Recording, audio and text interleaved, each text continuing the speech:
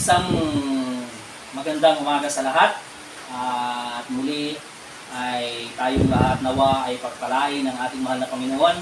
Saan man tayo naroroon sa mga sandaling ito, nawa ay umabot sa atin ang napakasagana at napakaraming biyaya ng ating mahal na Diyos sa umagang ito. At muli sa umagang ito tayo dadako doon sa ating muli na pagbubulay-bulay ng kanyang mga salita. Sa maikling sandali ay inaanyayahan ko ang bawat isa na tayo muli ay makinig ng kanyang banal na salita. Sa umagang ito, pamamagatan natin ang ating tatalakayin sa umagang ito na the handwriting on the wall. Alam niyo, may mga tao na nagsasabi na nagtiwala naman daw sila sa Panginoon para sa healing. Sabi nila, nagtiwala naman ako sa Panginoon para sa healing ng aking karamdaman. Bakit hindi gumaling ang aking karamdaman? At dahil doon, sa hindi paggaling ng kanilang karamdaman, sila ay pinanghinaan na ng loob. At sabi nila, kung wala akong ganoon kalaking pananampalataya para gumaling ang aking karamdaman, siguro wala din akong ganoon kalaking pananampalataya para maligtas. Yun ang pagka-isip nila, pagkaunawa nila. Ang sagot ko po dyan ay ganito. Ang basihan ng divine healing ay hindi kapareho ng level ng kaligtasan. Divine healing is something that was thrown in. Something that was thrown in to the believer.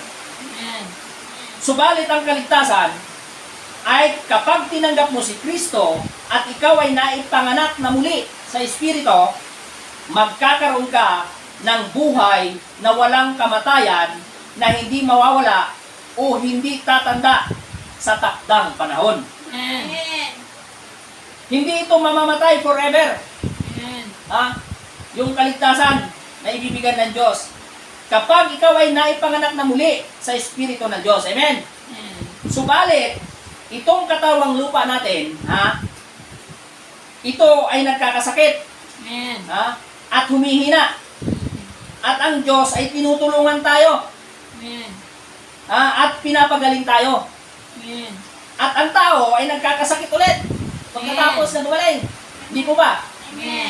Ang katawang lupa ay temporary lang. Hanggang matapos ito sa paglalakbay dito sa lupa. Amen. Ngayon, pag namatay na itong katawang lupang ito, siyempre wala na pagagalingin. Amen. Dahil patay na yung katawan eh. Amen? So, ganon din yung divine healing. Kapag nawala nga na itong katawan, siyempre, wala na yung healing na mangyayari doon sa katawan dahil patay na eh. Subalit ang kaligtasan ay permanente o forever. Amen. Hindi ito mawawala. Amen. Amen. So, yon ang level o pagkakaiba ng divine healing at ng kaligtasan natin. Amen. Ngayon, sa pag-aaralan natin sa umagang ito, lahat ng mga lumang bagay sa lumang tipan ay anino lamang na mga bagong bagay na darating. Amen. Naniniwala ba kayo doon? Amen. Yung mga pangyayari doon sa lumang tipan, ayon ay larawan ng mga mangyayari sa darating. Amen. Yung mga bagay na nangyari noon sa lumang tipan, ay nangyari para bigyan tayo ng awareness. Amen. Para makita natin kung ano ang mangyayari sa panahon natin ngayon. Amen. Na kapag tayo ay naglingkod sa Panginoon, kung ano ang ating aasahan, at kapag hindi tayo naglingkod sa Panginoon, kung ano din ang ating aasahan. Amen. Yun ang ibinibigay niyang awareness. Yung mga pangyayari sa lumang tipan. Kung ano ang ating aasahan kapag naglingkod tayo sa Panginoon ng half-heartedly. Amen. Ano ibig sabihin ng half-heartedly? Half lang. Kalahati sa sanlibutan, kalahati sa Diyos. Amen. Hindi po pwede yung half-half. Makikita natin kung ano ang aasahan nating mangyayari sa atin kapag ganoon yung ating paglilingkod sa Diyos. O ano ang ating aasahan kapag wholeheartedly o buong puso ang ating paglilingkod sa Panginoon. Yun ay yung reward na ibibigay ng Diyos. Amen? Amen. Sa Hebreo ay may sinabi, sa Hebreo 12:1. Hebreo 12:1. Kaya nga,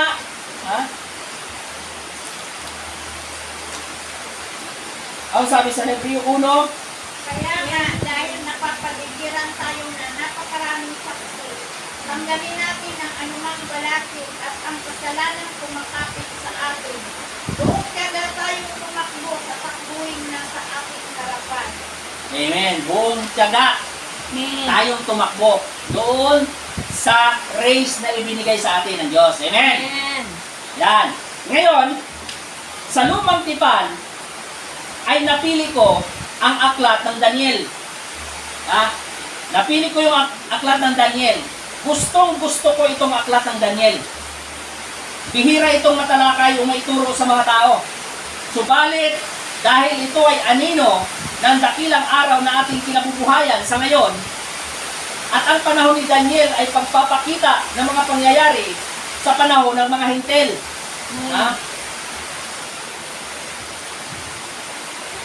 Kaya, buksan natin ang aklat ng Daniel. Sa Daniel chapter 5 verse 22 at Daniel chapter 5 verse 24 to 28.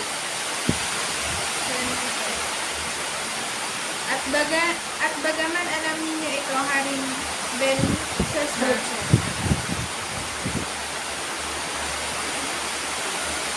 5:22. at bagaman alam ninyo ito, Haring Belshazzar, hindi kayo nagpakumbaba. Amen. Ngayon sa Daniel 5:24 to 28. Kaya ipinadala niya ang kamay na iyon at sinasulat sa dingding ng inyong palasyo. Ito ang nakasulat, Mene, Mene, Tekel, Parses. Ito naman ang kahulugan, Mene, nabibilang na ang araw ng iyong paghahari sapagkat wawakasan na ito ng Diyos. Tekel, tinimbang ka at napatunayang kulang. Peres, ang harian mo ay mahati at ibibigay sa Media at Persia. Amen. Naway dagdag ng Diyos ang pagpapala sa pagbabasa natin ng kanyang banal na salita. Ang Diyos ay gumawa, ang Diyos ay gumagawa noon hanggang ngayon sa mga Hudyo. Amen. At ngayon siya ay pumunta sa mga hintel. Tayo ito. Amen. At dito sa dakilang propesya at pangitain at panaginip ni Daniel at ni Nabucodonosor at Belshazzar at marami pang karakter sa aklat ng Daniel ay lahat ay nakaayos. Amen. Lahat ito ay inayos ng Diyos para makita natin sa panahon natin ngayon. Amen. At paanong sa pangitain ni Daniel ay nakita ang interpretasyon ng image of the beast. Amen. Sa panahon ni Daniel sa lumang tipan, nakita na niya yung image of the beast o yung Amen. larawan noong halimaw na lalabas sa huling panahon. Amen. Noon niya nakita, pero ngayon pa lang ito. Amen. Lalabas. Nakita na niya ni Daniel sa kanyang pangitain. At lahat ng bagay sa panahon ng mga hintel ay nakita na rin ni Daniel sa kanyang pangitain. Kung paano ang isang kaharian ay magtatagumpay sa isa Amen. hanggang dumating sa huling mga araw na kinabibilangan natin sa ngayon. Amen. At para makita ito, sa Middle East, lahat ng mga bagay na ito ay nangyayari na. Amen. Kung nanonood kayo ng mga balita, ako, lagi akong nanonood ng mga balita, na-update ko kung ano yung mga nangyayari dito sa mundo, sa iba't ibang panig ng mundo, sa iba't ibang bansa. Yung mga kaguluhan doon, yung mga maliliit na bansa doon na nakikilala na ngayon, yung mga noong mga bansa na hindi pinapansin, ngayon ay biglang sumikat at nakilala Amen. na dati hindi sila iniisip o pinag-uusapan sa loob ng libu-libong taon. Amen. Pero ngayon, sila ay pinag-uusapan na. Amen. At ang napakahalagang bagay na sa akala natin ay walang gaanong halaga ay ang lugar ng Dead Sea. Kung maalala ninyo ang Dead Sea, yung patay na dagat, Amen. na matatagpuan sa pagitan ng mga bansang Jordan at Israel. Amen. At natagpuan natin na ang Dead Sea sa ngayon, ito ay mayroong maraming treasures. Ha? Marami itong treasures kaysa sa ibang panig ng mundo. Pero ninyo noon, hindi ito pinapansin dahil parang walang kakwenta-kwentang lugar. Pero ito pala ay napakaraming kayamanan. Ha? At isang namimina dito ay yung uranium. Ang isa sa namimina sa kanya yung uranium na ginagamit na panggatong sa mga nuclear power plants. At marami pang ibang nakukuha o namimina dito. Subalit noong sakupin ng mga Briton ang Jerusalem ng Israel noong 1917 ng mahabang panahon, pagkalipas ng ilang taon, ito ay ibinilik nila sa mga Arabo. Sinakop ito ng mga Briton kasi, ng British, noong 1917. Itong bahaging ito ng Jerusalem, yung Dead Sea. At sabi ng mga British, kaya nila ito yung sinauli, walang makukuha daw dito sa Dead Sea, walang pakinabang. Aanin daw nila yung mga lupain. Ha? Wala daw itong pakinabang yung bayan ng Jerusalem at isa na dito yung Dead Sea. At yung buong Jerusalem daw ay wala silang mapapala. Sabi nila, aanin daw nila ang mga lupain na ito na puro naman bato. Subalit nagkamali sila sa pagkakaalam nila. Dahil ang sabi ng Biblia sa Isaiah 35:1. Basahin natin ang Isaiah 35:1. Doon sila nagkamali. Muling sasaya ang ulilang lupain. Ha? Mamumulaklak ang mga halaman sa disyerto. Amen. Yun ang sabi ng Biblia. Ang tao nung unang panahon, at kahit ngayon, sa panahon natin, paano nila nahuhusgahan ang mga bagay na hindi muna itinitingnan sa salita ng Diyos? Amen. Anong mahaba o anong mahalagang pagkakamali ang nagawa noon ng mga British na ibinalik nila ang karapatan ng India? Ha? Hindi nila naisipan, no? O hindi nila naisip ang mga bagay na yon dahil hindi sila nagbabasa ng Biblia. Dahil kung nagbasa lang sila ng Biblia, malalaman nila na itong bansang ito na ibinalik nila ay napakayaman pala. At ito ay ang bansang pagpapalain ng Diyos, itong Israel. Amen? Amen. At kung yan ay totoong nangyari sa mga bansa, ha, how much more na hindi mangyayari sa sangkatauhan? Amen. Sa umagang ito, yung mga taong hindi nagpapahalaga sa kanilang buhay, bawat araw para basahin ang Biblia at makita kung ano ang inilagay ng Diyos sa kanyang salita para sa bawat mga tao, Amen. and your attitude towards God and towards His words. Amen. Amen? Amen. Balik tayo dito sa kwento ni Daniel. Noong panahon na ang mga taga Jerusalem ay dinala sa Babylonia, ito ay hindi makakalimutang araw. Una, ang mga Israelita ay dinala sa Ehipto at inalipin. Pangalawa, sila ay dinala sa Babylonia. Binihat sila ulit at dinala sa Babylonia. And the Gentile was issued in. At ang pangatlo, sila ay ikinalat ng Imperyong Romano. Kagaya ng kwento ko kanina, kaya sila nagkalat sa iba't ibang panig ng mundo dahil nga pinahirapan sila. Amen? Pinagmalupitan sila at pinagpapatay sila, yung mga Israelita. Sila ay napilitang umalis sa bansa nila at pumunta sila sa iba't ibang panig ng mundo. At noong May 7, 1947, sila ulit ay kinilala. Ang bansang Israel ay kinilala kabilang sa mga bansa sa mundo. Nabalik ulit sila. Sa unang pagkakataon sa loob ng 2,500 years, ang mga Hudyo o bansang Israel ay kinilala muli. At ito ang umpisa ng wakas. Amen. Anong ibig sabihin ng umpisa ng wakas? Ito yung tinutukoy sa Biblia na talinghaga sa puno ng igos. Amen. Basahin nga natin, Matthew 24, verse 32 to 37. Matthew 24.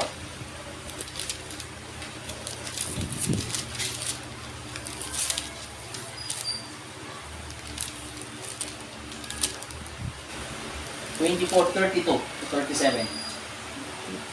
Unawain ninyo ang aral mula sa puno ng igos. Kapag ang mga sanga nito ay umuusbong at nagkakadahon na alam ninyo malapit na ang pag-araw. Gayon din naman kapag nakita ninyo ang lahat ng ito, malalaman ninyo malapit na siyang dumating. Halos naririto na. Halos, naririto na. Amen. Tandaan ninyo, magaganap lahat ng mga ito bago maubos ang salinlahin ito. Maglilipas ang langit at ang lupa, ngunit ang aking mga sinasabi ay mga Amen. Amen. Ngunit tungkol sa araw at oras, iyon ay walang nakakaalam. Kahit ang mga anghel sa langit o maging mga anak man. Amen. Ang ama lamang ang nakakaalam nito. Ang pagdating ng anak ng tao ay tulad ng panahon ni Noah. Amen. Amen. At alam nyo ba, yung old 6-point star of David, alam nyo ba yung 6? Ha? Yung old 6-point star of David? Yun yung makikita nyo sa flag ng Israel. Di ba meron siyang triangle, Amen. dalawang nakabaliktad? Amen. Ang tawag doon, 6-point star of David, na pinakamatandang watawat na nagwagayway sa mundo. Sila yung unang-unang nagkaroon ng watawat. Pinakamatandang watawat. Amen? Amen. Ay itinaas ulit sa flagpole pagkatapos ng 2,500 years. Pagkalipas ng 2,500 years, nagpapakita ng tiyak na pangako ng Diyos na sinabi sa mga Hebreo na propeta ay magaganap. Amen. Amen? Amen. Yan ang sabi sa Isaiah 5:26. Isaiah 5:26.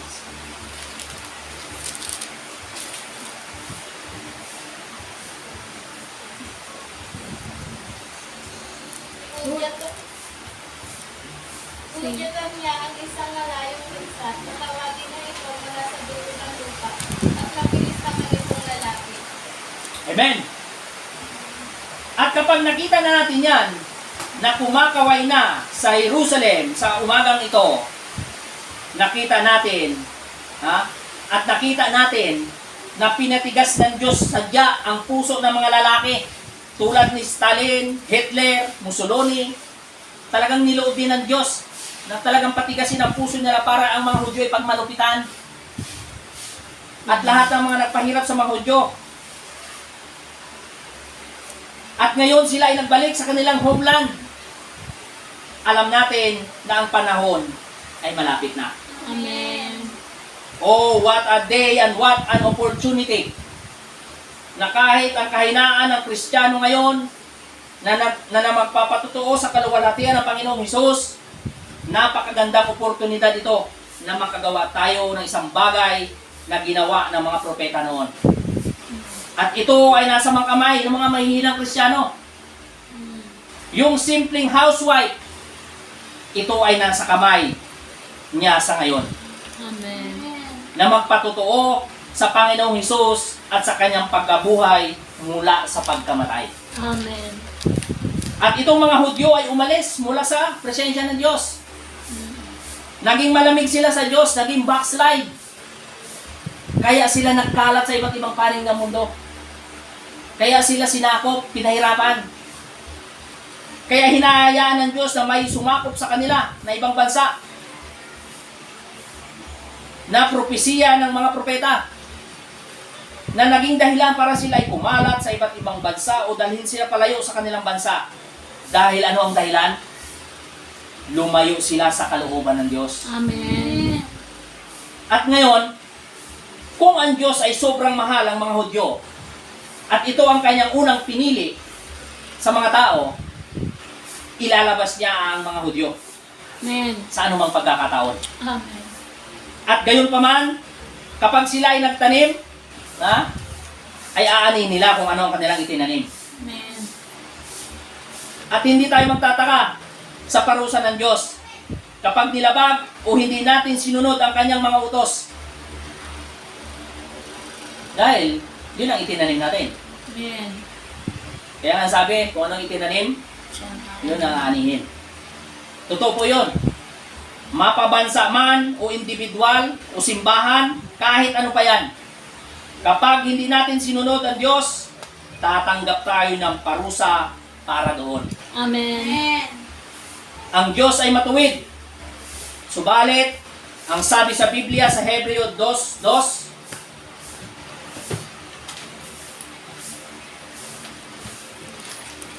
Hebreo 2:2.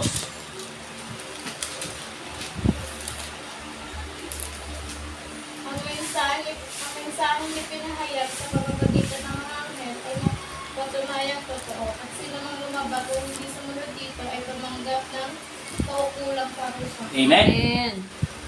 At ngayon, paano noong panahon ng pagbagsak ng mga Hudyo ay hinayaan ng Diyos na sila ay mapasok, bihagin, at alipinin ng mga at alipinin yung mga pinili niya? Bakit hinayaan niya ng Diyos na sila ay mabihag, pahirapan o alipinin? Bakit kaya? Because they had not served the Lord with a full heart. Amen. Yun ang naging dahilan. Napakagandang larawan ito ng panahon natin sa ngayon. Kahit pa tayo ay chosen and selected people, a blessed people above any of the rest of the world, kahit ganoon pa,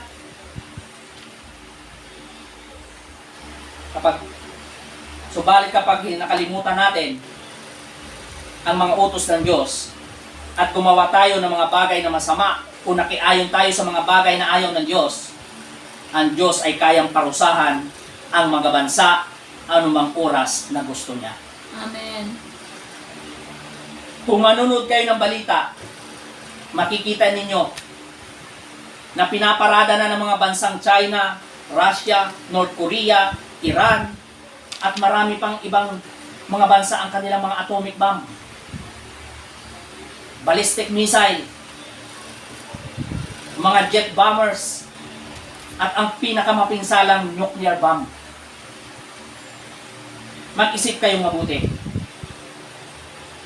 Kapag hinayaan ng Diyos na mag-away-away ang mga bansang yan at magputukan ang mga bomba nila, magiging sanhi ng pagkakalipol ng milyon-milyong mga tao sa lupa sa loob lamang ng isang oras. Mag-isip tayong mabuti. Tapos gagawa tayo ng kasalanan. Itatakwil natin ng Diyos. Gumagawa tayo ng labag sa kalooban ng Diyos. Pinagtatawa na natin yung mga gumagawa ng tama o kalooban ng Diyos. Kapag ganyan ang patuloy natin gagawin o ginagawa, wala tayong aasahan, kundi ang pagkaulit ng pagbagsak ng Israel sa Babylonia. Ganon po ang totoong mangyayari ulit. Mag-isip tayong mabuti. Pansinin ninyo, noong ang mga Israelita ay napunta sa Babylonia, ang Diyos ay mayroong isang lingkod doon na nagngangalang Daniel. Isang batang propeta na nasa 40 years old. Naglingkod sa Panginoon ng buong puso at ang Diyos ay mayroong gustong ipagawa sa kanya. At sa panahon ng pagkadala ng mga Israelita sa Babylonia. Amen? Amen. Tandaan ninyo, kapag ang Diyos ay mayroong gustong ipagawa sa iyo, lahat ng mga demonyo at gagawing pagpapahirap ng demonyo ay hindi magtatagumpay sa iyo. Amen. Amen? Amen. Tandaan ninyo yan. Hindi ka man lang niya magugulat sa anumang paraan. Ang Diyos ay may layunin sa iglesyang may banal na espiritu. At lahat ng demonyo ng impyerno ay hindi ito magtatagumpay. Tandaan ninyo yan. Dahil may layunin dito ang Diyos. Amen. At hindi ito masisira hanggang ang Diyos ay hayaang matupad ang kanyang layunin na gustong italaga dito na gawin. At ito ay matutupad. Amen? Amen. Ngayon, tandaan ninyo, noong si Daniel at mga anak ng Hebreo ay pumunta doon sa Babylonia, kasama ni Daniel na pumunta sa Babylonia, yung mga Hebreo, Sino yung mga Hebreo yung tatlo? Sadrach, Sadrach, Meshach, Abednego, mga kaibigan nito ni Daniel. Magkakasama silang pumunta sa Babylonia. Gusto kong pansinin ninyo, karamihan doon sa Babylonia ay mga worldly minded na. Amen. Karamihan sa kanila ay wala nang pakialam habang sumusunod sila sa takbo ng sanlibutan. At hindi ba yan ang larawan na nakikita natin sa panahon ngayon? Amen. At siguro ito ay nakakagulat sa inyo.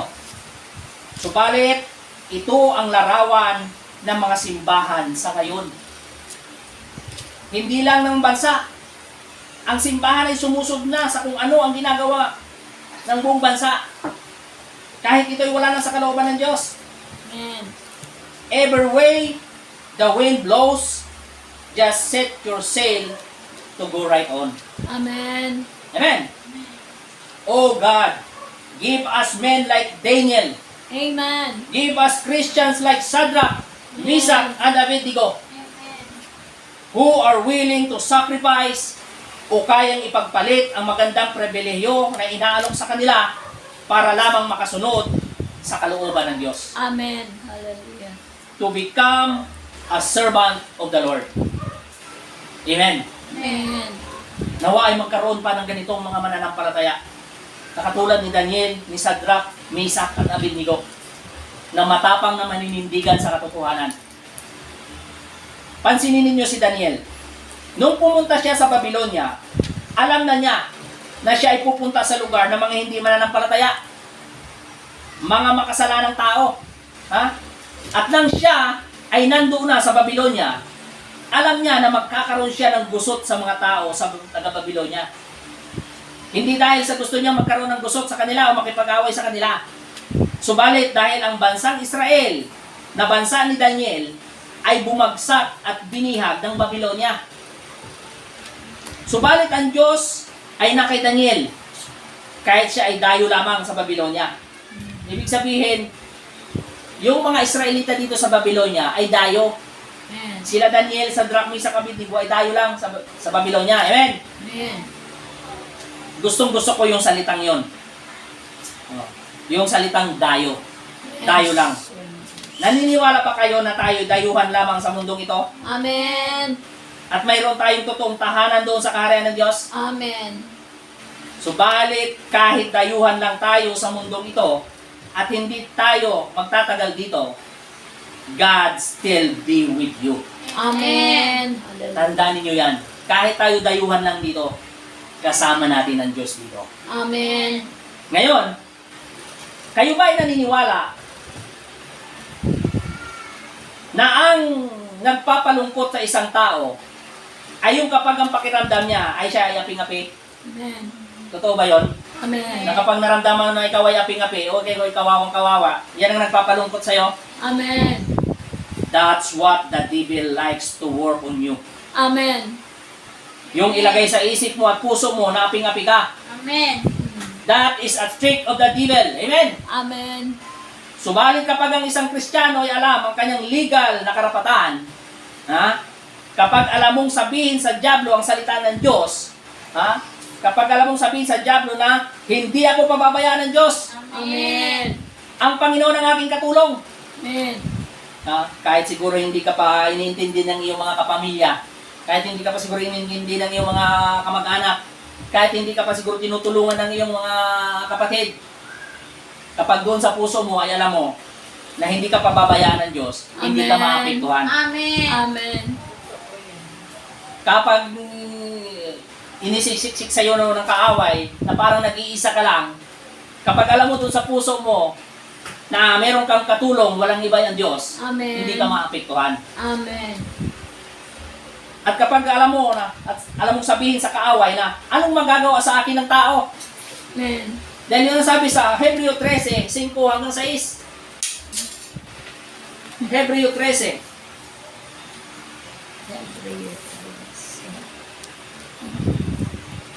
5 hanggang 6.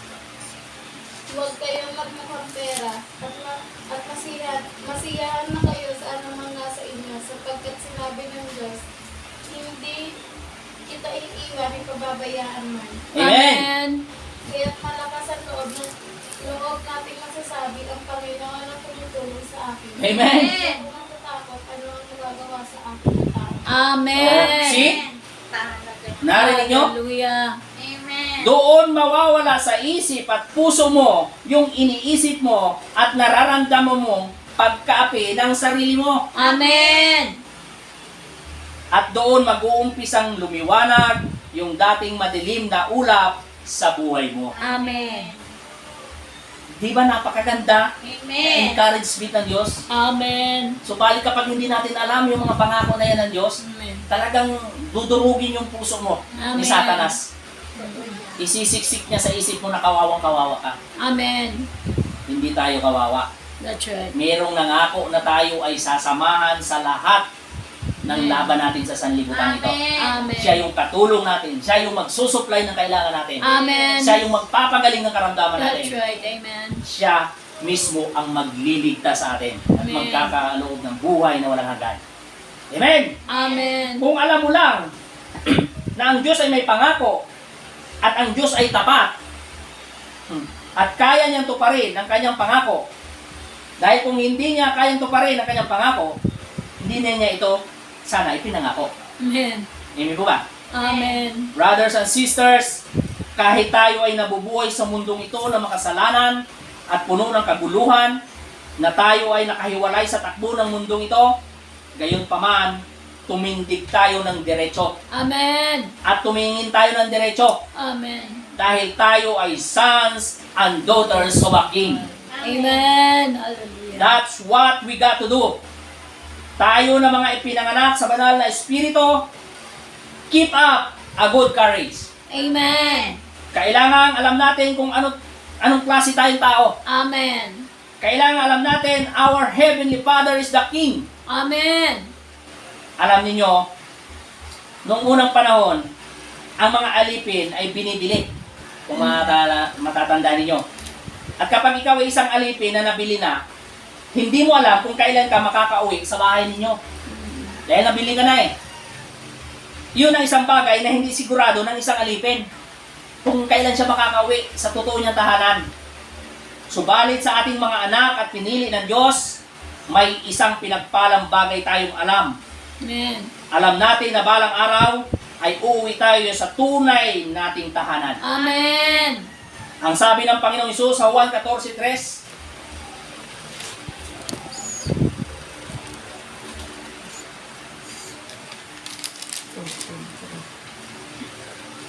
Juan 14:3. At kapag naipahanda ko na kayo ng matitirhan, ako'y babalik at isasama Amen. kayo upang kayo'y makapiling ko kung saan ako naroroon. Amen. Nakahanda na. Inihanda na ng Panginoon yung ating titirahan doon. Amen. Amen. At babalikan niya tayo dito para isama tayo doon. Amen. Amen. Amen. Ngayon, si Daniel ay dayuhan doon sa Babylonia. Malayo siya sa kanyang tahanan. Subalit tingnan ninyo ang kanyang ginawa. Mayroon siyang paninindigan at tunay na layunin sa kanyang puso na hindi siya susunod at makikiayon sa ginagawa ng hari na kasalanan. At ang nasa puso niya ay ang susundin niya ay ang Diyos lang. Amen. Yun eh.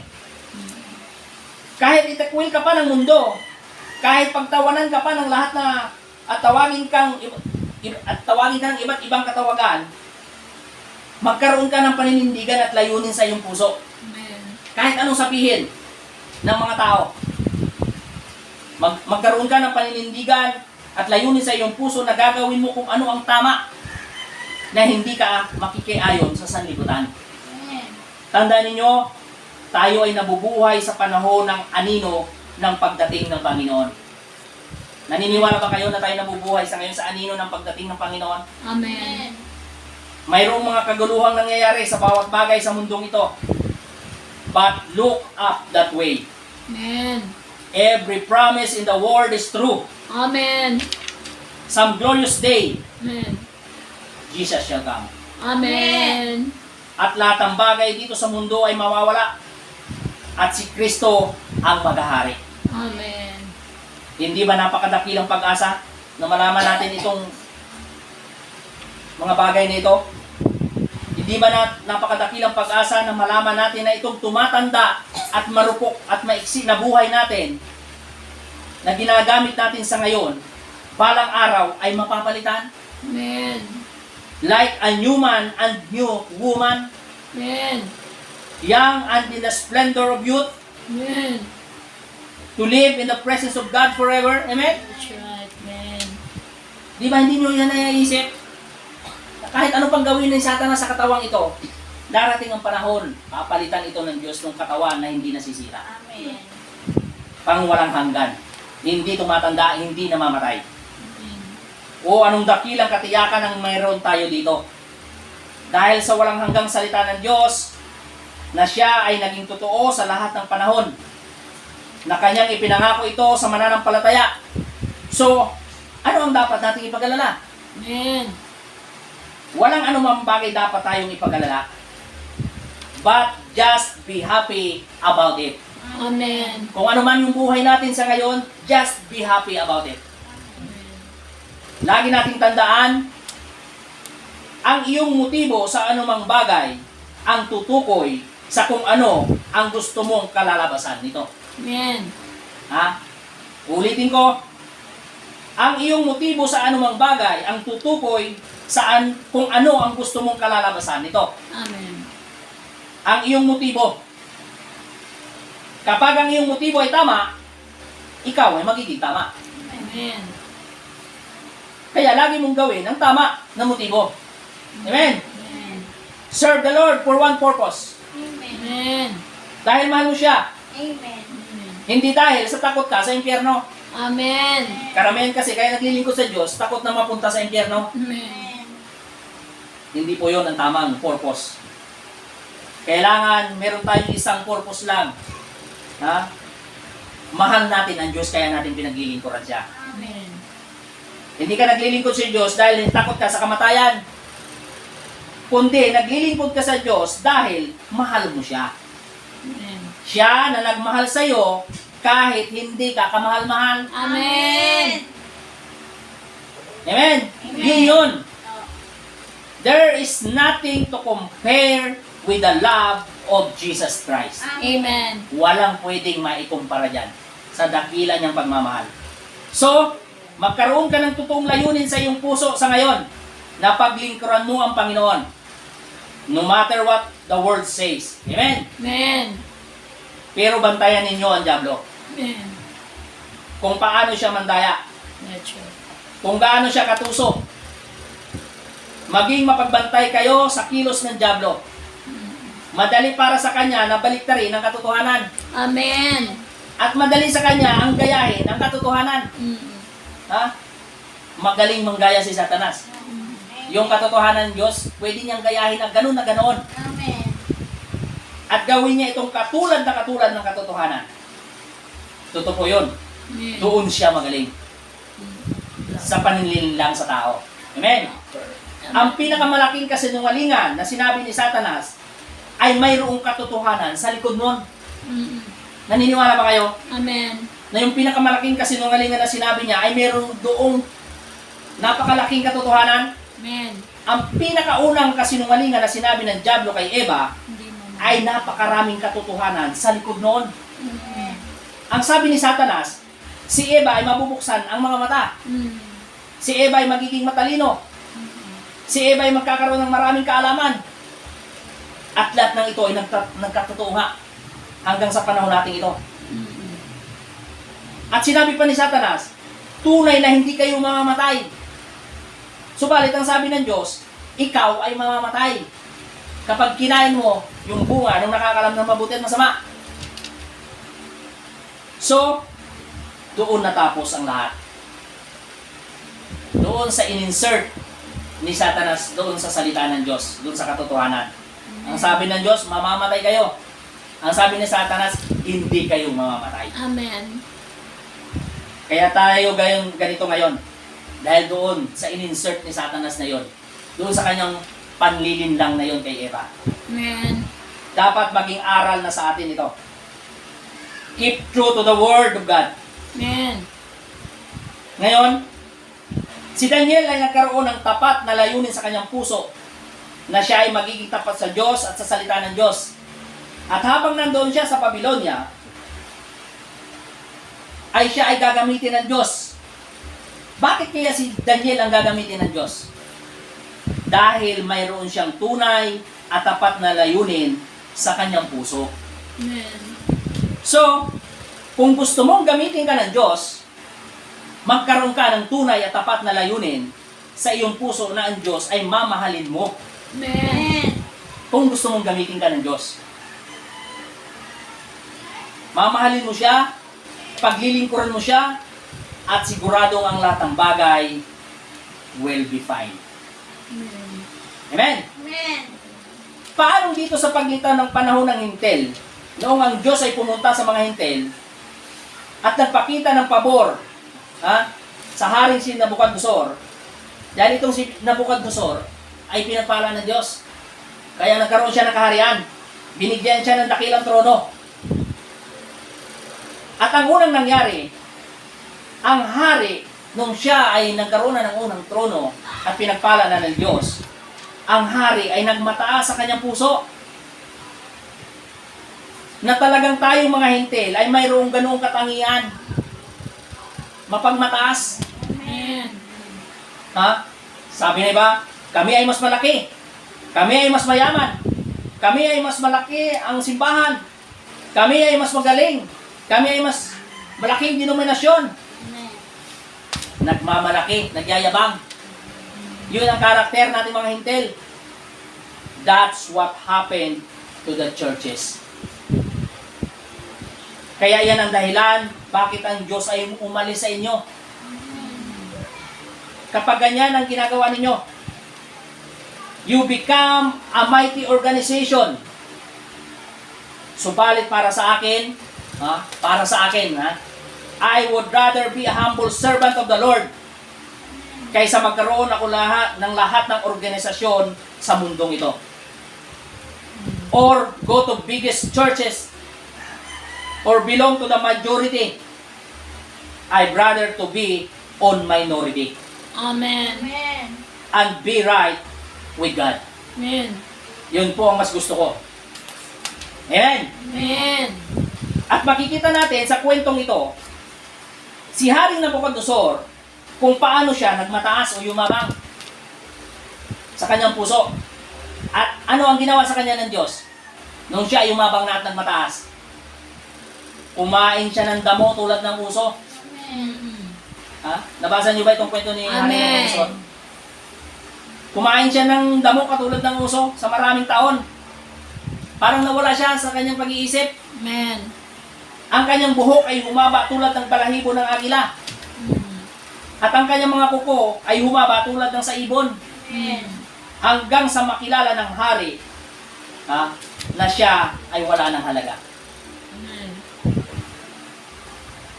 Alam niyo, minsan sa maraming pagkakataon, hindi man humaba ang ating buhok tulad ng agila o balahibo ng agila, o tumubo ang ating mga kuko tulad ng kuko ng agila, o katulad ng nangyari kay Haring Nabucodonosor, o kumain tayo ng damo tulad ng uso, subalit minsan ang Diyos ay maglalagay sa atin ng paghihirap o kapighatian sa ating buhay Amen. to let us know that He is still the ruler of our life. Amen. Amen?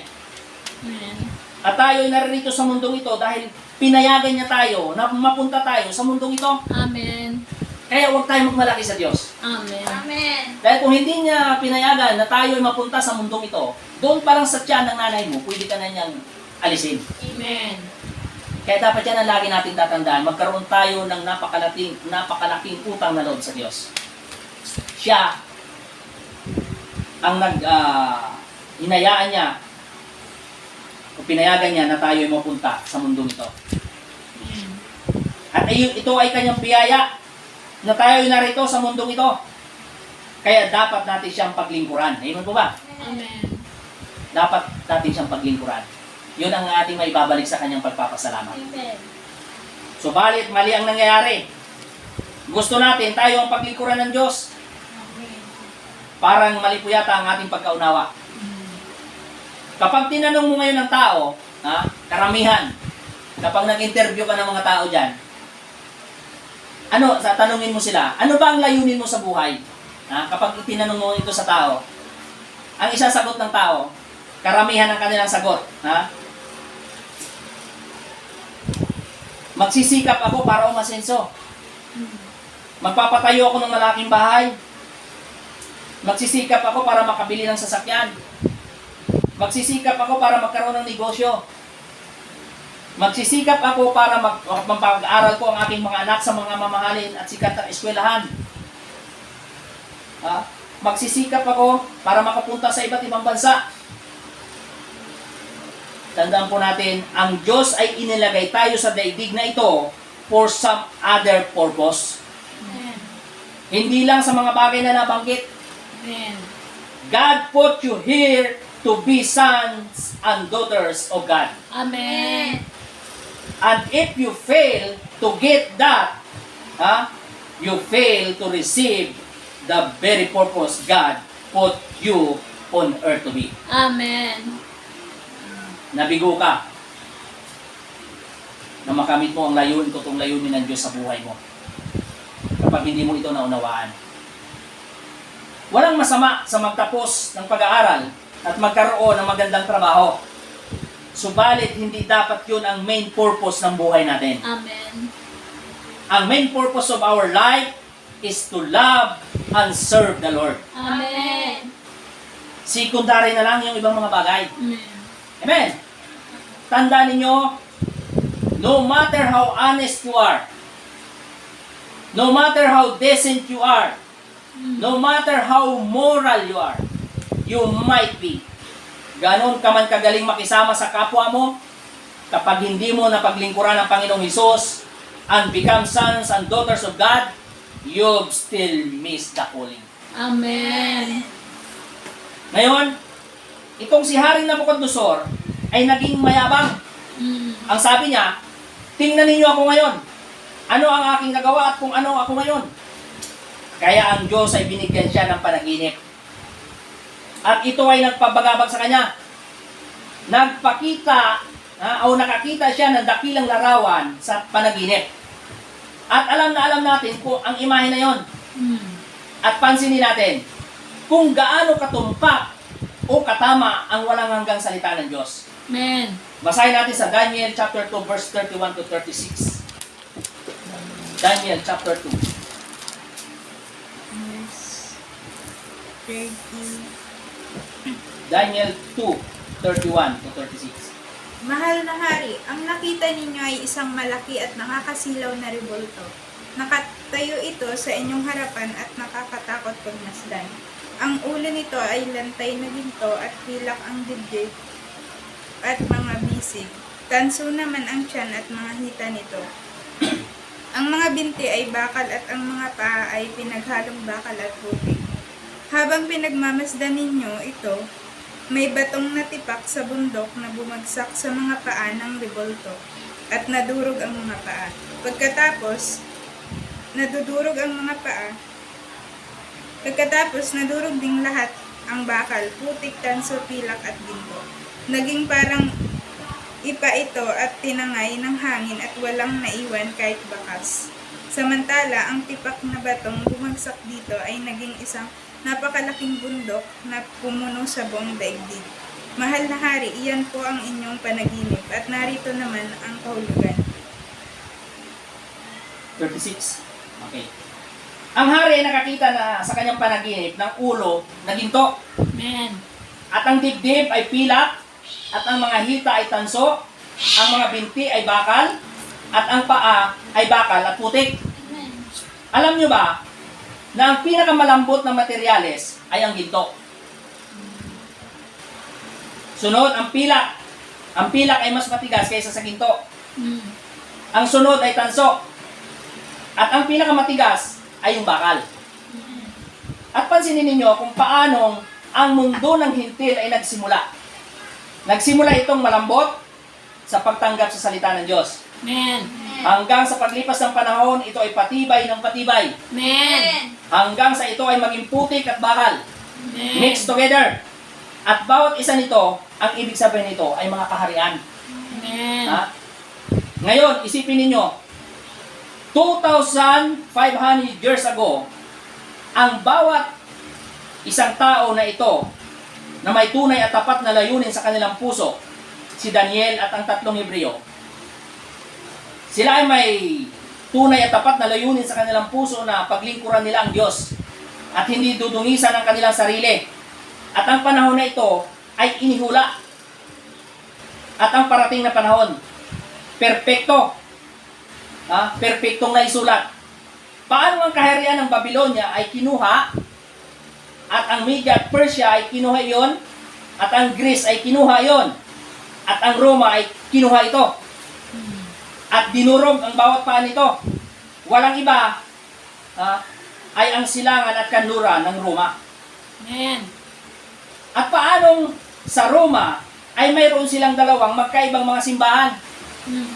Ang isa ay Katolikong simbahan at ang isa ay Protestante. Ang bakal na tinutukoy dito sa panaginip, ang bakal ay ang simbahang Katoliko. Bakit bakal? Mayaman, malaking organisasyon, makapangyarihan sa mundo. Amen? Amen. At ang putik naman ay ang Protestante. Simple, maliit, at hindi kilalang grupo. Paano hindi nila pwedeng paghaluin o pagsamahin itong dalawang ito? Subalit, ang kanilang mga binhi-ulahi ay pwede namang paghaluin. Dahil ang mga Romano ay nag-asawa ng mga Protestante. Dahil sinisikap nila na sirain ang kapangyarihan ng isa. Kaya inaasawa nila yung Romano ay aasawahin yung Protestante para mawala. Yun ang purpose ng bawat isa. Kuha niyo ang point ko? Amen. Just perfectly exactly how God said would take place. At iyan ay dapat mangyari. Eksaktong dapat matupad. At bawat iba pang pangako ng Diyos ay dapat matupad eksakto sa kung ano ang sinabi ng Diyos sa kanyang mga salita. Amen. Balang araw, tayo ay uuwi sa kawalan. Amen. Balang araw, si Jesus ay darating. Amen. Amen. Tayo ay nabubuhay sa panahon kung saan ipinangako ng Diyos na ibubuhos niya ang kanyang espiritu sa iglesia ng mga Hintil. Amen. Ibubuhos niya ang kanyang espiritu sa mga iglesia ng Hebreo. Kung sa panahon ng Pentecostes. Di ba yun ang sabi sa hula sa Joel? Amen. Yung unang ulan at yung huling ulan. Ibig sabihin, dalawang magkaibang tao. Amen. Yung unang ulan at huling ulan.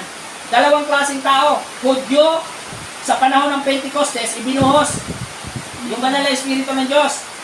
At sa mga Hintil naman, sa panahon natin, sa huling panahon, ibubuhos niya ang kanyang espiritu sa iglesia sa ating mga Hintil. Yan yung sinabi sa Gawa 2:17.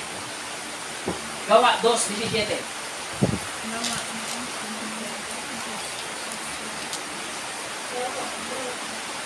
2:17. Ito ang gagawin ko sa mga huling araw, sabi ng Diyos.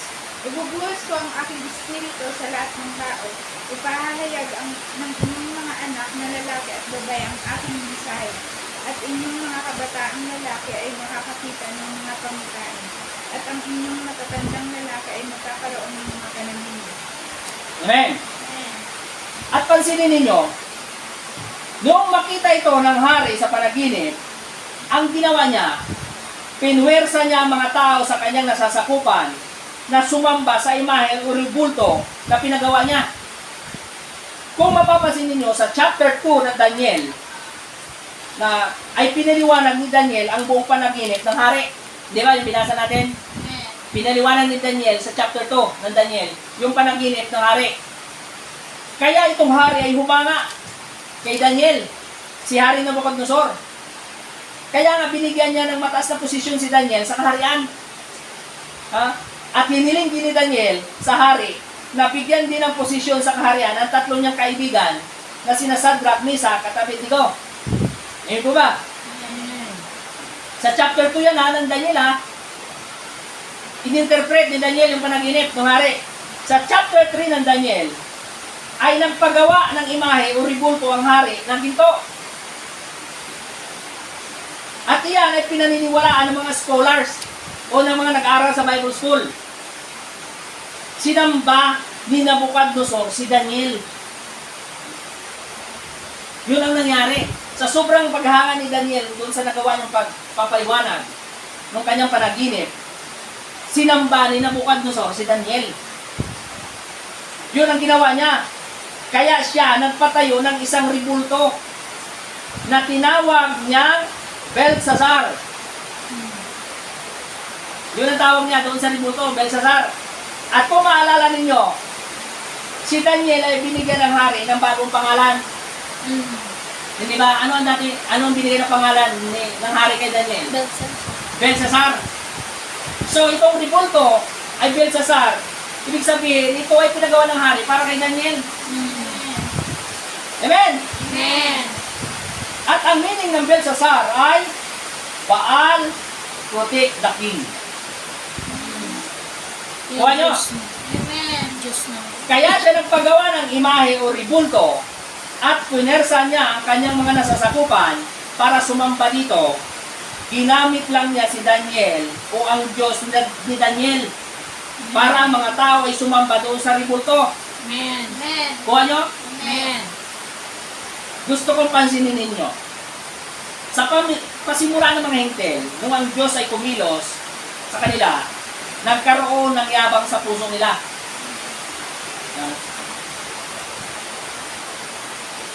At pinipilit nila na sumamba doon sa imahe o ribulto ng isang banal na tao. Dahil yung pinagawa ng hari na ribulto ay imahe ni Daniel. O ito ay pinagawa niya para kay Daniel. Dahil si Daniel daw ay banal na tao. Yung Diyos ni Daniel. Amen? At ang panahon ng mga hintil ay nakaiayon doon. Yung panahon ng Babylonia o Gentile Age. Dahil itong Babylonia, ito ang Gentile Age. Unang-unang Gentile Age. At ganoon din ang mangyayari sa huling panahon. Kung ano ang nangyari sa panahon ni Daniel, ay ganoon din sa huling panahon, sa panahon natin. Pipilitin ng mga tao na sumamba sa imahe o gumawa ang mga tao ng mga bagay na salungat sa salita ng Diyos. Amen. Akala ng tao ay sa Diyos, subalit tuso ang dyablo. Amen. Na kahit iyong mga pinili ay gusto pa niyang dayain. Amen. Yan ang sabi sa Biblia sa Matthew 24:24. Matthew 24:24.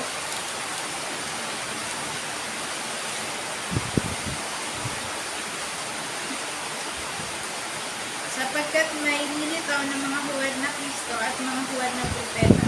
Magpapakita sila ng mga kamanghamang manghinala at mga kababalagan upang iligaw kung maaari maging ang manghihirap. Amen. Kahit maaari yung mga pinili ay gusto niyang iligaw. So, kailangan magkaroon kayo ng tunay at tapat na layunin sa inyong puso sa umagang ito. At naisin nyo na mapuno kayo ng banal na Espiritu ng Diyos para malaman ninyo ang tama at mali. Amen. Amen. Ngayon sa pagtatapos, kapag nakita na natin ang lahat ng mga taga-silangan na bansa, kung nanonood kayo ng mga balita, ang mga taga-silangan ng mga bansa ay nagkakaisa na. Nagtatatag na sila ng mga grupo ng mga bansa para sa digmaan. Kapag nakita natin na sila ay nagkakaisa, nakita na natin sa kanila yung pangitain ni Daniel sa chapter 2 ng Daniel. Amen. Amen.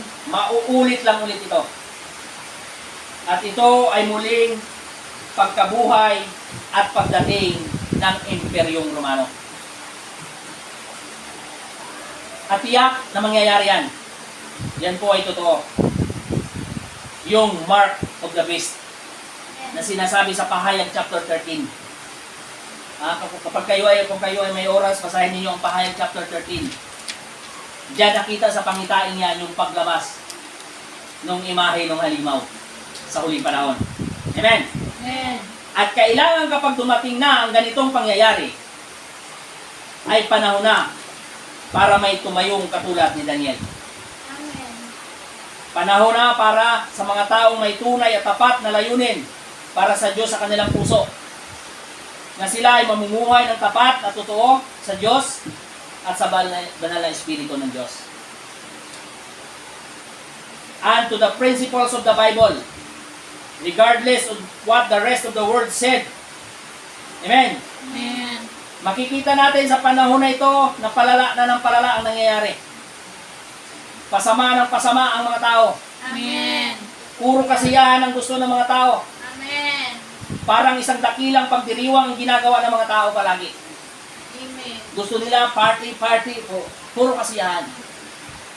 At ang ibang mga Hudyo ay kasama dito. Inom dito, inom doon, party dito, party doon. Tapos gagawa ng mga bagay sa simbahan. Parang pinagtatawanan nila at pinaglalaroan tungkol sa Diyos. Tandaan ninyo, your sins will find you out. Amen. Sigurado yon. So, purpose in your heart. Purpose in your heart this morning that you are going to serve the Lord. Amen. Noong panahon ni Daniel, ang mga tao ay mayroon ng mga halimbawa kung ano ang gagawin ng Diyos. Pinakita na ito sa kanila sa pamamagitan ng panaginip ng hari. At alam nitong hari kung ano ang ginawa ng Diyos sa kanyang lolo. Kaya siya nakarating sa kanyang posisyon. Subalit hindi niya pinansin ang bawat bagay na sinasabi ng Diyos. At siya ay lumakad sa nais niya o kagustuhan niya. At hindi ba ganito ang larawan na nakikita natin sa ngayon, mga kapatid? Amen. Kapag sinabi ng Biblia na hindi gawin ang ganoong mga bagay, ginagawa pa rin ng tao. Amen. Kapag sinabi ng Diyos, o sinabi ng Biblia na mali na gawin ang mga ganong bagay, subalit ang simbahan ay patuloy pa rin sa paggawa noon. Amen. Halimbawa, sinabi ng Biblia na tumahimik ang babae sa iglesia. Sa 1 Corinto 14:34. Tapos pinapayagan pa rin ng simbahan. Amen. Parang tulad lang yan ng ang pamahalaan ay gumawa ng ginawang legal ang pagbenta ng alak at sigarilyo sa mga tao. Kahit alam ng gobyerno na ito ay kakamatay ng mga tao. Kuha nyo ang point ko? Amen. Parang ganun din ang simbahan. Alam na ng simbahan na ito ay kapapahamak ng tao kapag sinuway natin ang salita ng Diyos o utos ng Diyos. Pero ito'y pinapayagan pa rin nila. Pinapayagan nila na ang tao ay mapahamak. Brothers and sisters, ang mayroon tayo ngayon sa mundo ay another Babylon. Amen. Just exactly. We've got a modern way of Babylon. Amen. And a great drunken party layout. At hindi lamang ang gumagawa nito ay mga makasalanan. Subalit kahit church members ay ginagawa din ito. Amen. Ang mga kababaihan ngayon ay halos hubarin na ang kanilang mga damit habang nasa kalsada. Amen. At alam niyo ba, ang dyablo ang naroon sa mga taong yon. Amen. Ang nagtutulak sa kanila para paiksiin at halos hubarin na ang damit nila sa mga lansangan ay ang dyablo. Amen. Ang dyablo ang may gawa nun. Mali para sa mga babae na banal na magsuot ng ganoong pananamit at magpintura ng kanilang mukha. At sila ay aawit at sisigaw ng papuri sa Diyos Hallelujah. na parang wala lang. Amen. Mga kapatid, nalalaman nyo ba na ang dyablo ang gumagawa niyan sa inyo? Amen. Purpose in your heart. Na ikaw ay mamumuhay ng tama kahit pa sabihin na nila na ikaw ay old-fashioned. Amen. Kahit sabihin na nila na ikaw ay old-fashioned, live old-fashioned. Ano naman, kung old-fashioned ka, and serve the Lord, God of heavens and earth. Amen.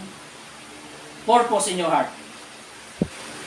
Tandaan ninyo, ang mundo ay hinog na sa parusa. Amen. Amen. At sa chapter 5 ng Daniel 24 to 28, ay mababasa natin na ang hari ay tinimbang, Amen. ngunit siya ay nagkulang. That's right. Ayon sa kanyang panaginip. At ang sulat kamay na iyon na nasa pader sa umagang ito. Totoo yun mga kapatid. Siguradong tayo na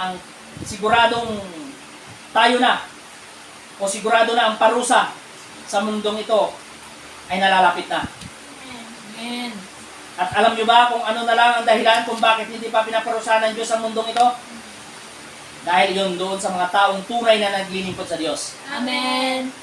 Subalit sa oras na dalhin na ng Diyos sa mga pinili niya, agad-agad ay darating ang parusa sa mundong ito. Amen. Tandaan ninyo yung sulat kamay na lumabas sa pader. Ano yung word? Many, tekel o parsin. Na ibig sabihin, tinimbang ka, ngunit nakita na ikaw ay kulang. Tingnan natin ang nangyari sa daigdig sa ngayon. Ang mga ginagawa ng tao na kasamaan at paglapastangan sa Diyos. Inuupos ng tao ang oras sa mga bagay na walang kabuluhan. Amen. Purpose in your heart na hindi mo dudungisan ang sarili mo sa mga bagay sa sanlibutan. Amen. Ladies, let your hair grow out. Take the paint off your face. Amen. And keep those dirty clothes off. Mga kalalakihan, layuan ninyo yung mga sigarilyo, mga beer parlors, at lumapit kayo sa buhay na Diyos. Purpose this morning that you will live for Him. Amen. We are at the end time, friends. Amen. We are at the end time. Amen. Tingnan ninyo kung ano ang nangyayari sa kapaligiran. Mga kapatid, ang sulat kamay ay nasa pader. Amen. Amen. Amen. Ikaw ay tinambang sa timbangan at nakita na ikaw ay kulang. Amen. At marami nang ipinadala ang Diyos sa daigdig na ito ng mga dakilang tao para sila ay maghayag ng unadulterated gospel of the Lord Jesus.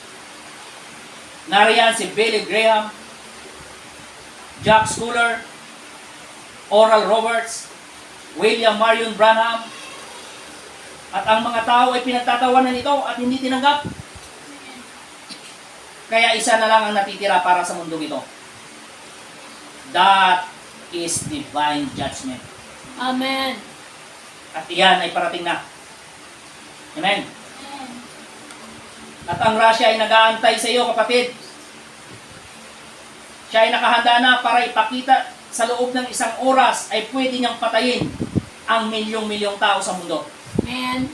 Sa pamamagitan ng 10,000 planes na may kargang atomic bomb na kayang umuga sa mundo sa kanyang orbit. Ano ang dahilan para ito ay mangyari? Fulfill every word God said would come to pass. Amen. Kailangan mangyari ito para matupad ang sinabi ng Diyos. Amen. Kaya mangyayari talaga yung kaguluhan o gera dito sa daigdig. Amen. Kahindik-hindik na pangyayari na hindi pa nangyayari sa history ng mundo. Kaya kawawa ka kapag ikaw ay naiwan dito. Amen. Sasapitin mo yung hirap, yung nakakatakot na kaguluhan na yan. Sa Biblia, ay mayroong kapansin-pansin na Bible prophecy. Basahin natin ang Isaiah chapter 19 verse 23. Isaiah 19:23. Pansinan natin itong Bible prophecy na ito.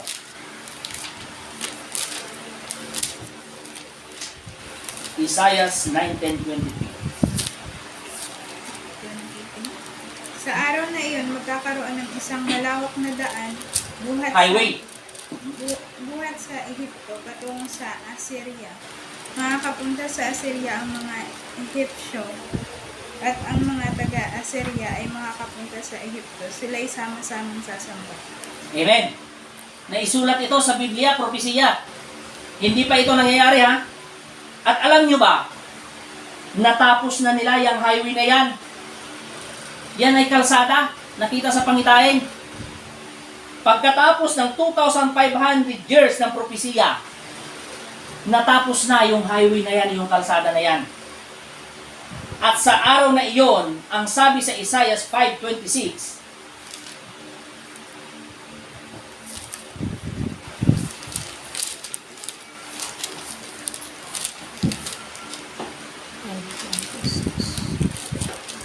Isaiah 5:26.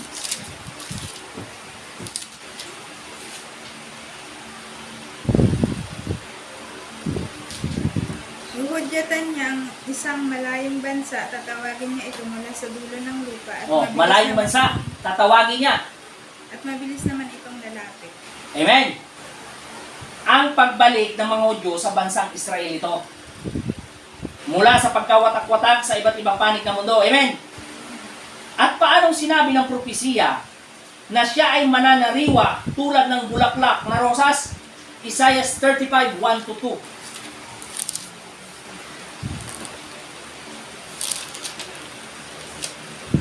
Isaiah 35:1-2. Muling sasaya ang ulilang lupain na matagal ng Muling sasaya. tagal na mamumulaklak ang mga halaman sa disyerto.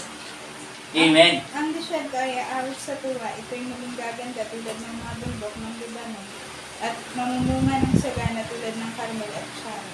Amen. Nanasda ng lahat ang kaluwalhatian at kapangyarihan niya. Napanood naman siguro niyo yan sa balita. Ang kagaya ng sinabi ko kanina, panoorin niyo sa YouTube. Kung paano nagsibalik na yung mga Hudyo sa kanilang bansa sa Israel. Ha? Nag-iiyakan yung mga matandang Hudyo habang ini-interview sila. Sabi nila, we are going to meet the Messiah. Sabi nila, hallelujah, He will be there soon. Sabi nila, yan ang sabi nila ha. Ibig sabihin, natupad na ang sabi ng Biblia. Tandaan natin, gaano ka man kalakas, gaano ka man kalusog, gaano ka man kayaman, ang buhay natin ay nasa kamay ng Diyos. Amen. Kung nanaisin niya, ha? Kung nanaisin niya na ito ay kunin sa loob lang ng ilang segundo, ay magagawa niya. At wala kang magagawa para pigilin siya. So, ang gustong ipabot sa atin ng Panginoon sa umagang ito, purpose in your heart that you will live clean and pure before God Amen. and serve Him. Magandang umaga. Pagpalain tayong lahat.